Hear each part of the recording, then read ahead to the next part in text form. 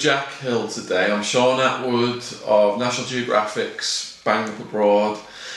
Discovered Jack through my YouTube channel. It's put a lot of advice out on prisons, describing my own prison experience, and then Jack come up suggested videos on YouTube, stuff like, you know, advice to someone going into prison, prison showers, rapes, drugs in prison, all that kind of stuff. Getting a lot of hits on YouTube. So that got my intrigue up, and I'm here today in Jack's studio talking about his experience. We're going to start off with. So, you know, you did a serious crime, Jack. Armed robbery. Sounds shocking, you know, you took full responsibility for it. But let's get into the background of it a little bit, because I feel, you know, people have more sympathy if they understand. You know, as a young person, you got into weed. There were some things going on in your family and stuff around that time, and you didn't understand, but you were self-medicating. Can you tell me what led to you getting into drugs? Yeah, I mean, I think it was that. It was lots of different problems happening all at the same time. One of them was family-related stuff. Yeah. It wasn't anything bad amongst my family. It was just, you know, family illness. My granddad had always been like quite a patriarchal figure, if you like, in the family, and he'd fallen ill shortly after his wife, my nan, had died, and he had dementia, and he just went downhill very, very quickly. It was a very quick descent into illness, and that affected me, and it upset me quite a lot, but I wasn't talking to anyone about it. Same as all the other problems, really. I had financial problems, and I'd say I had emotional problems as well, and probably a bit of depression. So basically what happened was the 6 months previous to my crime, a long-term girlfriend broke up with me. The big sad love story thing, you know, first love, so first broken heart. I lost a really good job as well. The work just stopped coming in for it. It was like an ideal job that I'd kind of built up in my head as well. Yeah. And I got kicked out of university as well at the same time. What were you studying? Sound and video technology. Right. And yeah, a tuition fee loan failed to materialise, so I'd kind of been working full time, and then it stopped. The potential of going to university stopped. Yeah. It was just removed. So all these things kind of pressured me a little bit, and I fell into a downward spiral, and I was amongst a group of people that were, I don't know, probably not as healthy to be with as they could have been, or as other people could have been. So yeah, I was using drugs and drink as a kind of avoidance method. It's mostly weed, was it? Yeah, it was mostly weed, a bit of drink, well, a fair amount of drinking, but binging when I was. And I was just using it to avoid any problem that I had. So rather than dealing with any issue, I just get stoned and ignore it. And then the more, obviously, these issues like council tax or anything like that, they keep sending you bills, keep sending you reminders. Yeah. And the more that I got them, the more I stressed out and the more I smoked. So. Right. So you strike me as an articulate, intelligent, techie kind of guy. So how did you jump from, you know, life throws some curveballs at your way, hitting the weed up, hitting the alcohol up? Armed robbery? How did you jump to armed robbery from that? Yeah, it was a bit of an extreme leap. It was an impulsive, just of the day craziness. I can't rationally explain my decision-making process, because it wasn't rational in any way. You were scrambled by the drugs and... Okay. Yeah, I just wasn't thinking clearly. I remember thinking at the time that, like, the feeling of, I need to get out of this, like, something's not right, like a splinter in the back of my mind. I was like, something's not right here, and I need to do something to get out of it. Yeah.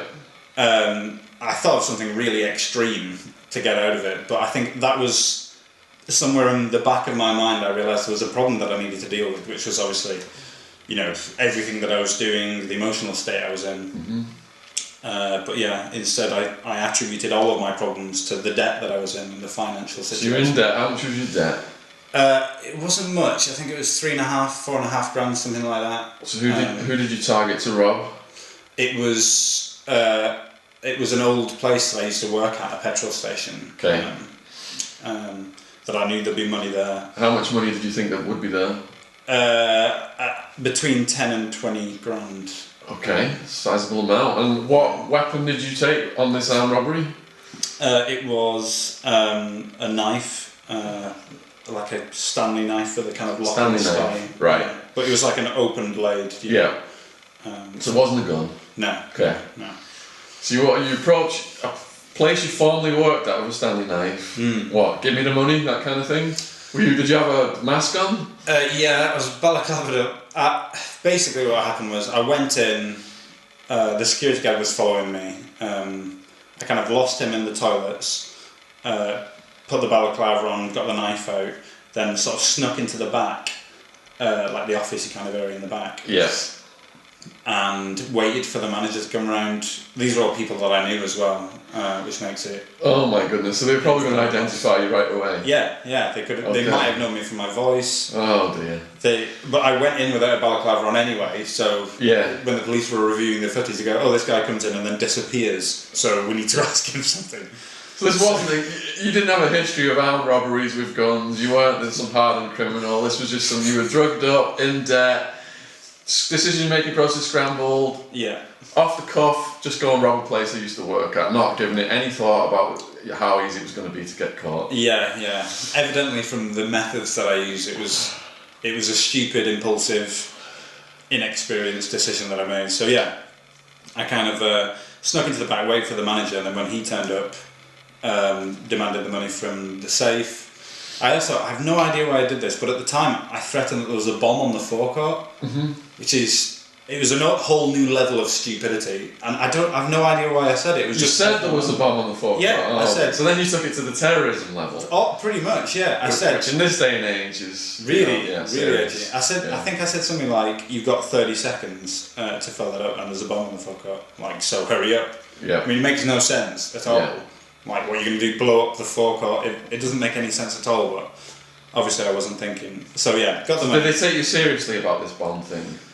I don't know. They were scared at the time, but I'm not sure if it added any level of pressure. Okay. It's hard to tell. So how far did you get with this crime? I got the guy gave me the money. How much money? 20 grand. 20 grand, right. A big wad of cash. Yeah. And then I ran out the back. Yeah. The security guard and a few other people spotted me as I was leaving. Yeah. And all ran after me, a group of guys and the security guard. And I got 200 metres down the road. Right. And one of those guys who was in the forecourt jumped in the car and drove after me. Right. And he pulled onto the curb and ran me over. Like, just for a second, just knocked me down. Right. So you didn't get very far with the crime. You got run over, leaving the premises, a group of vigilantes pinned you down, and that was it. Yeah, that was it. That was your attempt at armed robbery. That was it. I was apologising all the way back to all of them. Right. I was just like, I'm sorry, I don't know why I've done this. The security guard was livid. Yeah. And he kept shouting, I'm from Africa, and he was throwing me against the fence. Yeah. So he obviously felt a little disrespected by what I'd done. Yeah, I mean, armed robbery, very serious crime. You took a knife, you threatened that there was a bomb outside. But not to make a mockery of it, I imagine if you told this to a serious armed robber in prison, imagine you met armed robbers in prison, they would probably laugh in your face at, your attempt here to get away with this. It comes across to me as more like a cry for help. Yeah. You knew you were going to get caught, subconsciously or otherwise. All these things go on in your life. You said your dad had dementia, was it? My granddad. Your granddad had dementia, which he subsequently died of. So you go through these things in your life, and bam, next thing you're down the police station. Yeah. How did the police treat you? The police were pretty good. I think they realised that it was a strange crime. So I was being nice to everyone. Like as soon as I was caught and as soon as it was all done and like, right, that's what I'm facing up to. Yeah. I was just back to my normal self, if you will. Yeah. So I was just polite and nice to everyone and kind of facing up to what had happened. Yeah. The police officers involved were all really nice about it. Tried to give me a bit of advice. I think I was on suicide watch for a few days in the police cells because they were worried about me. So you were diagnosed as mentally ill, were you? No diagnosis or anything. There was a counsellor who came in to check my mental well-being to see if I was okay. Yeah. and we talked for a good couple of hours, but he just said it was an out of character kind of impulsive thing rather than any underlying mental illness. Although I've got a couple like nurse friends and friends in the family who are nurses, who have said they had suspicions of me being, clinically depressed or depressed in some way, suffering from mental illness, but undiagnosed. But yeah. So what were the holding cells like when you first went in the jailhouse? They were completely bare, just all concrete, no windows. Which police station was this? Wigan Police Station. Okay. Yeah, I think it was Wigan Police Station. And it was like there was a carved concrete kind of square which was the bed. It was just all into the wall. Very dark and dingy, and they had police blankets. So like really itchy, kind of awful, cheap pieces of crap. Yeah. And the pillows were again exactly the same. So it was really uncomfortable. So if you were on suicide watch, were you in there on your own? You weren't other prisoners? Yeah, that's right, yeah. I was in there on my own, and there's like a camera in the corner. Yeah. Unlike other normal cells. What about the toilet? It was just open. There was just an open toilet there. Yeah. No cubicles or anything like that. Right. Just a bog. Right. So then you're booked in, they tell you what they're charging you with, and then they charge you with armed robbery? Yeah. Or a version of that. It was Section 8 of the Theft Act. Right. Which I think that comes under the armed robbery. No terrorist offences for threatening the bomb? No. And how long did it take then before you were moved over to the prison system?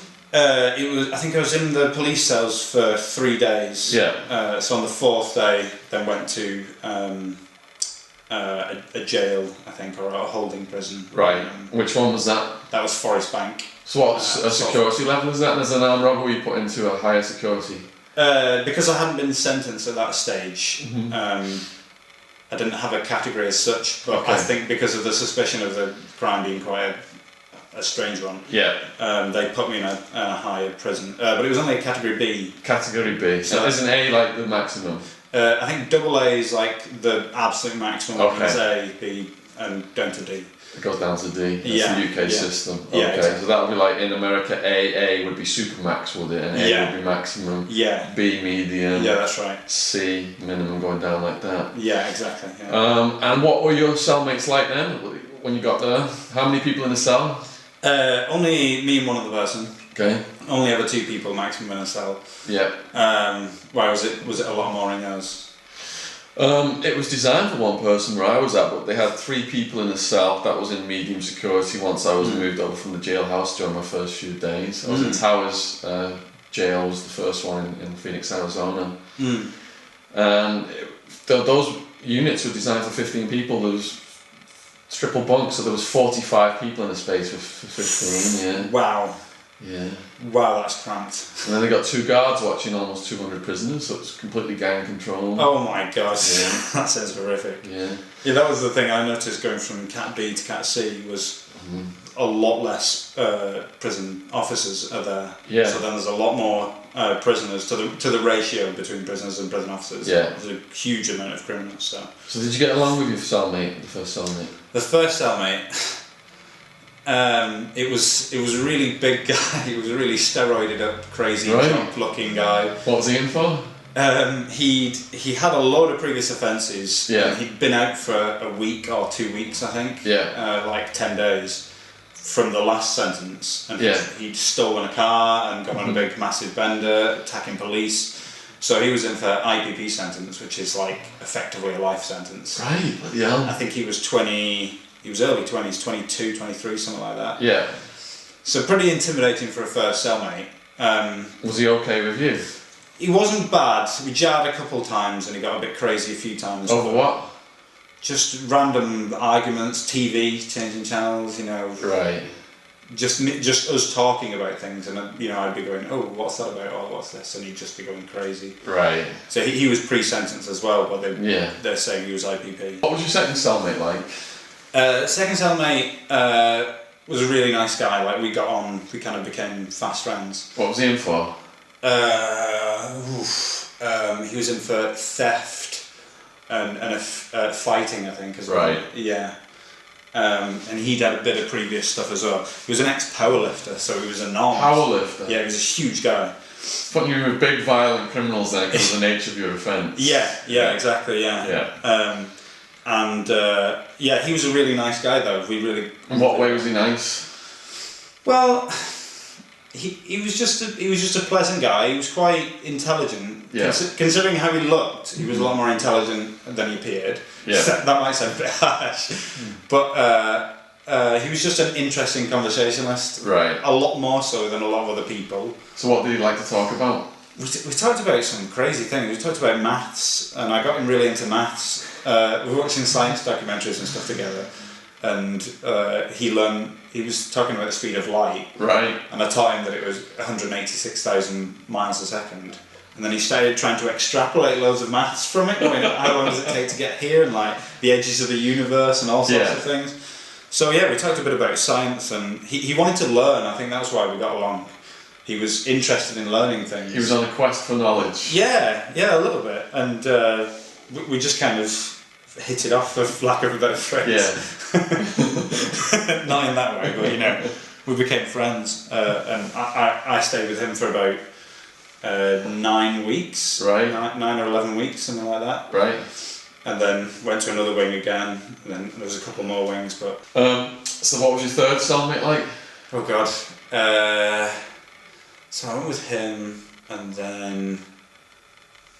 I don't know if I had another cellmate in that... No, there was loads of other cellmates that I had, actually. Yeah. For a period of time, that guy before I went to another wing, that guy got out. Mm-hmm. And then there was a series of a week or 10 days of just various different other cellmates. I hate that. There's nothing worse than trying to adjust to a new cellmate, is there? Yeah. And then when you find one you like, they've gone, and then you're playing the cellmate lottery. Yeah. And you don't know what's going to happen next. Yeah, exactly, yeah. So... Were there any that you had major conflicts with? I mean, that first one was the closest that I had a conflict with a cellmate. Yeah.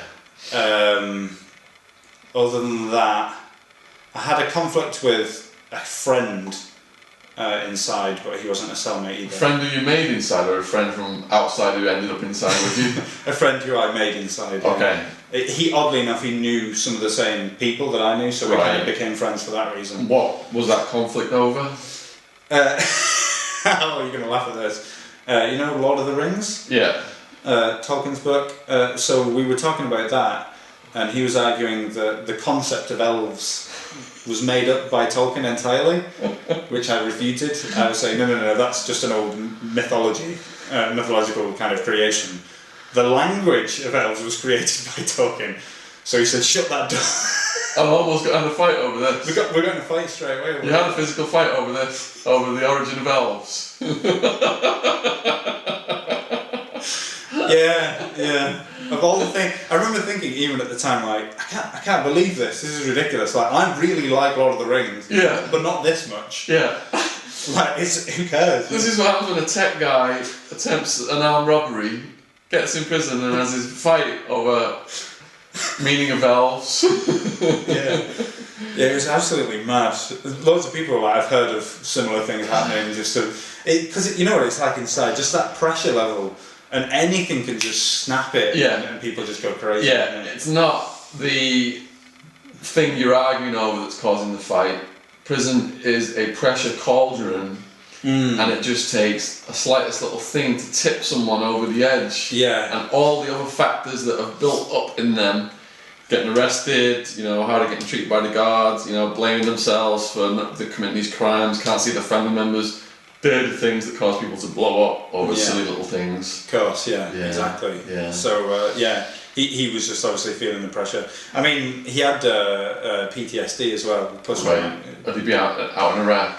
I can't remember where he was stationed, but he'd done a few tours. He was an ex-squaddy, and I think he had problems when he was a child as well. I think he was abused as a child. Yeah. And as far as I remember, I helped a friend who did a massive feature on PTSD. Yeah. And a lot of what they found in the studies on it were loads of people who had PTSD from the army also had previous abuse cases and stuff from when they were younger. There was something like 80% of them had abuse from when they were younger. Yeah. So it's the combination of going into this wartime war environment and then dealing with all that, and like the coping mechanism of humour in the face of absolute tragedies and stuff. Yeah. That kind of combination seems like it causes real mental issues for people. So a lot of ex-soldiers in prison. A lot of my friends in America are ex-Marines who are in prison. Yeah. And in South America, the prison system is the biggest house of the mentally ill out there as well. Really? Yeah. Is it really bad there? Yeah. So what about drugs? Were people offering you drugs in there? You know, where I was at, 90% of the guys were shooting up heroin and crystal meth. Really? And I'm told that heroin is the big drug that they do in the UK prison system as well. Yeah, there was plenty of drugs available. I wasn't so much. I was offered a few things here and there. Obviously, I tried to just avoid any groups of people or any guys that I knew were associated with that kind of stuff. I just try and avoid them as much as I could. Yeah.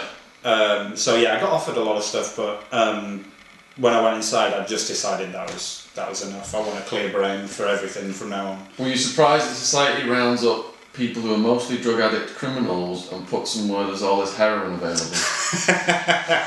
Yeah, it's really strange. Like the drugs were far more available in prison than just on the street in the UK. Yeah. Like infinitely more available. Yeah. Which was probably one of the more shocking things about prison. In fact, a lot of the guards knew who had the drugs and where they were and could point them in the direction of them. It's almost allowed to happen, isn't it? It's the carrot and the stick then, because they know if they p-test someone, they're going to test positive, and then they can pull that person's privileges, and that's how they that's how they do it to control the prisons in America. Yeah. They allow out all the drugs, but they'll threaten to p-test someone if they piss the guard off. Yeah, exactly. It's leverage for them in a way, isn't it? Yeah. Alright, so you did these crimes, you know, you were on drugs, your decision-making process was scrambled, fair enough, but when you got in prison and that cloud that drugs puts in your head lifted, and you look back on your crimes then, did you say to yourself, oh my god, what have I done? Armed robbery, you know, and then look inside yourself to find out what the hell you were playing at and learn a lesson from this? That's precisely what I did, yeah.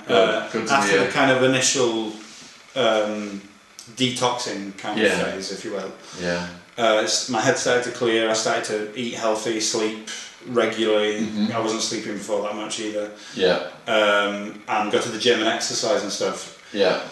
Started thinking and clearing my head a little bit, and then all I did was, throughout most of my sentence, as you know, lots of people think about the sentences just all the time. Yeah. It's hard to wake up and not think about that. The biggest thing you think about on remand. Yeah, exactly. Yeah. So thought about that a lot, and why did that happen? Then after a while, it was just, it's happened now, so I can't do anything about it. Yeah. So how can I avoid that in the future? You know, why were there problems in my life before that? I reflected. Did you decide to stop taking drugs? Yeah. Because a lot, you said it was weed. That's interesting because you think people out on speed and heroin are doing the robbing, and the kids at the school, they do a lot of toxic skills, and they say to me, smoke a bit of weed. Never going to lead to me doing any serious crimes, but you're an example where weed has led to that. Yeah, I mean, I think it's the same with any kind of mind-altering drug, anything that kind of plays with your mentality a little bit. If you're not in a good place mentally anyway, or emotionally, it just doesn't help. It's just something bad that you're throwing in the mix. Combination of factors, not just the weed. Yeah, exactly. Yeah. So I think the weed smoking was a symptom of my depression. Yeah. And it just amplified it. It just made it infinitely worse. Right. Pushed you to breaking point. Yeah. You're self-medicating, but it actually exacerbated it. Yeah, exactly. Yeah. I pushed everyone away a little bit, like family and friends. Yeah. And kind of segregated myself and just reclused a little bit. Yeah. And just kept smoking and smoking and smoking. Yeah. And that just amplified my anxiety about everyone else and about my current situation, but I wasn't coming up with any solutions. Yeah. It felt like I was heading somewhere, for a while at least. It felt like I was heading somewhere, but I didn't know where. Yeah. And I was just waiting for some solution to come up. It was a terrible mentality to have, that kind of lottery mentality of something will happen that will help me. It sounds like you're at an all-time low in your life there. When you were free, what was your lowest point in the jail? It was when I had the fight over Lord of the Rings. No, not at that exact moment. Okay, go on. But the like week after that. Okay. Because it was December 17th, I think, the day when that fight happened. People get depressed in December in prison. Exactly. Most suicides occurring at run up to Christmas. Yeah, you can kind of see why people try and avoid thinking about it and just go, well, it's a milestone that's done and out of the way. So I did that as well. I kind of just thought, when I can get it out of the way, it'll be done. But that fight just made it. So you're feeling daft for putting yourself in, went out, celebrating and sharing Christmas with your family, stuff like that. Yeah, really depressing. Did you feel suicidal at that point, or? No. Even though that was the lowest point for me in prison, it was still up a few steps from when I'd first gone in. Yeah. And certainly from the previous weeks, like. I definitely contemplated suicide previous to the crime. Yeah. And like you said before, it's kind of like a cry for help. I kind of think that's what it was. It was like social suicide as opposed to real suicide, But no, I'd never contemplated it inside. Right. So it sounds like you didn't find the UK prison system easy. All I ever hear from the media is prisons in the UK are holiday camps, they got PlayStations, they got gourmet food, and prisoners are monsters. It's all rapists, pedos, serial killers, lock them up, throw away the key. Yeah. Are UK prisons easy? No prison is easy. Well, at least the ones that I experienced, they were not easy. And why is that? Well, the simple principle of prison is you take away someone's control over their own life. Yeah. Their ability to decide what they're doing in life. Yeah. And that lack of control is the punishment. That's what prison is, effectively. Yeah. I couldn't see my family when I wanted to. I couldn't see my friends when I wanted to. I couldn't do anything that I really wanted to. I only had options of what was given to me. Yeah. And just for that alone, it was awful. In the UK prison system, did you feel safe in the showers? No. Why is that? It was, I was just describing to you, like in the first place I was in Forest Bank, it'd be like kind of saloon doors at the front, so just off the wing, saloon doors, you could just see straight in. It was just like a big room, tiled room. There's no privacy, No privacy. And there was probably 4 showers there, and sometimes you have to go in, everyone piles in, so there'll be 3 or 4 people all around one shower. No way, there's 4 guys naked on the one shower head. All taking turns to try and go in. Whoa! So, that's a bit close for comfort. Yeah, exactly. So it wasn't so much that, there was a couple fights that I saw in there. I never got any real grief or attention, let's say. Yeah. I was just watching Shawshank Redemption last night, and you reminded me of the shower scene when the guy they call the sister comes up to him. Oh yeah. Says he's looking for a punk. Yeah. Yeah. So I had images like that racing through my mind every time I went for a shower. Right. So. So did anyone approach you? No. Luckily, I didn't get any real attention like that. There was threats and things going around, but it was around you. Occasionally, people would shout things into me. Yeah. Or there'd be threats from people in there, like people who were going to kick off. With each other just in the showers, and I'd just be having a shower there. Yeah, and then you feel vulnerable because you're naked and you're at this close proximity to 4 guys. Yeah, exactly. Yeah, it was just it was uncomfortable more than anything, and just so unpreferable. That was the main thing. I'm like, can I not just have a shower by myself? So did anyone grab your ass or try and coerce you into having sex? No. If anything, I felt slightly rejected. You're disappointed. Maybe I'm losing my sex appeal. Nothing. Not even anything. When I was leaving, I'm like, well, I didn't want anything, but it would have been nice to just get an offer. I was dropping the soap occasionally.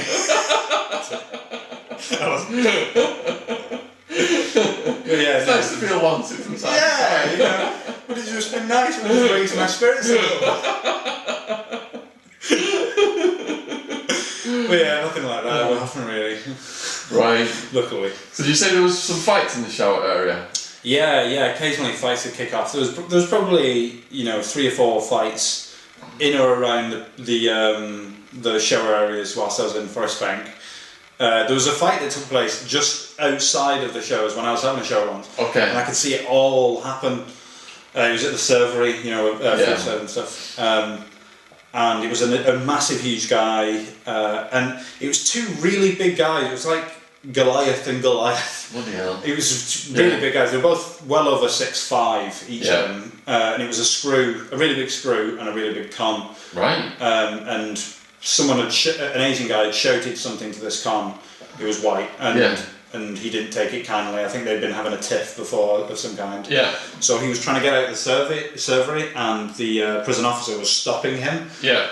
And it almost looked like he was going to snap the guy's arms, because his arms were up like this, and he was doing this, bending the guy's arms out like that. Great. And he eventually bent him down, and then threw the guy flying and ran after this other con. Yeah. But yeah, it was just I was watching it like, whoa, that's crazy intense.